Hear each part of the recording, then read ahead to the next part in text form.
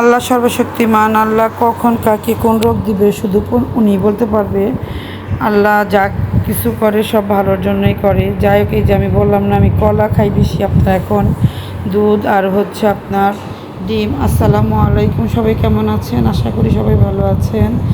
আমিও আল্লাহর রহমতে ভালো আছি। প্রতিদিনের মতো নতুন একটি ভিডিও নিয়ে আপনাদের মাঝে হাজির হলাম। বাইরে গেছিলাম, কলা দুধ ডিম কিনে নিয়ে আসলাম। এখন তো ছাদে উঠলাম। এখন নতুন পাতা দেখেন, লেবু গাছটা কত সুন্দর লাগতেছে। কেন বললাম, কারণ দেখি আমার মেয়েটার হঠাৎ করে শরীরটা খুবই খারাপ। একে তো ধরেন এই ডিসেম্বর মাসের থেকে অসুস্থ, তাকে নিয়ে আপনার অনেকবারই হসপিটালে গেছি। একবার তো আপনার ফেব্রুয়ারি মাসে প্রায় 11 দিন হসপিটালে ভর্তি ছিলাম। বাচ্চাটা কোনো প্রকারে আপনার সুস্থ হইতেছে না, উপর আল্লাহ জানে। জায়গাটা পরের দিন সকালে যে রুটি দিচ্ছে, আমার মেয়ে বলতেছে একটু ঝোল দেখাও, কিন্তু এই ঝোল তরকারি খাইলে আমার বুকে খুব ব্যথা করে। আর এখানে ডিম আর খাবো আপনার শুকনো রুটি খাবো কলা দিয়ে। যাই হোক, এখন এই যে দেখেন ডিমের অবস্থা কি। ডিম ফ্রিজে রাখলে কি হয় দেখেন, সিলাই যায় না, মনে কি ভর্তা বানাই। মেয়েকে বলতেছে, মেয়ে এবার নিয়ে দেখতেছে। আর এখানে আয়নার জন্য একটু সবজি দিয়ে মুরগি মাংস দিয়ে আপনার খিচুড়ি রান্না করবে। আমার সমস্যা ছিল আপনার 2 সাইড ব্যথা করতো, আর হচ্ছে আপনার খালি বমি বমি ভাব লাগতো। এখন ব্যথাটা দূর হয়ে গেছে। এখন মাঝে মাঝে একটু একটু করে বমি বমি ভাব আসে, কিন্তু আপনার বমি আসে না, খালি বমি করার চেষ্টা করি, বমিটা আসে না। প্রচণ্ড পরিমাণ কষ্ট হয়। আমার মেয়েকে নিয়ে আমি আজকে একটু হাসপাতালে যাব। ওর নাকি আপনার এক ধরনের একটা গোটা বেরোয়েছে নাকের ভিতরে। আর এটা কি শুটকি বলেন, কমেন্টে জানাবেন। এখানে সম্পূর্ণ সবজিগুলো কেটে ধুয়ে পরিষ্কার করে নিলাম। আর এখানে 3-4 পদের সবজি দিয়ে আছে, শুটকি মাছ রান্না করবে।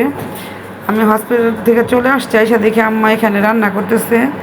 আম্মা বাজারও গিয়েছিল, আমি বাজারটা কিছু নিতে পারি না। এখানে পুঁই শাক ভাজি করবে আয়না রাব্বুর জন্য, কারণ আজকে আয়না রাব্বু কোনো প্রকার তো মাছ টাছ কিছু খায় না। ওর জন্য একটু লাউ দিয়ে সবজি করবে, টমেটো দিয়ে, আর পুঁই শাক ভাজি দিয়ে হয়ে যাবে। ডাল রান্না করছে, কারণ ঘরে যদি সবাই যদি অসুস্থ থাকে কোনো কিছুই ভালো লাগে না। এখানে আয়নের শরীরও ভালো না, আমার মেয়েরও শরীর ভালো না। যে দেখেন কতগুলো ওষুধ দিয়েছে আমার মেয়েকে। আর এই মলমটা দিচ্ছে নাকের ভিতরে লাগানোর জন্য। তাই সবাইকে বলবো, নাকে বা কানে বা যেখানে কোনো সমস্যা হলে সাথে সাথে ডাক্তারে যাবেন, তা নাহলে বড় ধরনের সমস্যা হয়ে যায়। আর এখানে রুই মাছ ভাই যে আপনার এখানে হালকা মশলা দিয়ে আমার জন্য তরকারি রান্না করবে, কারণ আমি মাছও খাইতে পারি না, মাছ আমার কাছে ভালো লাগে না। এখানে সম্পূর্ণ তরকারিটা ভাইজা নিলে তরকারিটা খেতে একটু ভালো লাগে। কারণ আপনাদের শরীর ভালো লাগে, আপনার সব কিছু ভালো লাগবে। শরীর যদি অসুস্থ থাকে আপনার কিছুই ভালো লাগবে না। আমার শরীর একবার অসুস্থ লাগে, আমার শরীর এতটা দুর্বল, মানে কি বলবো। যাই এখানে তরকারিটা ভালো করে কষিয়ে ঝোলে পানি দিয়ে দিল। ঝোলটা যখন বলক উঠে গেছে, তখন আগে থেকে ভেজে রাখা মাছগুলো দিয়ে দিবে। যাই হোক, আজকের দুপুরে কী রান্না করলাম সম্পূর্ণ ভিডিও আপনার সাথে একটু একটু করে শেয়ার করলাম। কোথাও গেলে বাসায় আসলে অনেক অস্থির লাগে।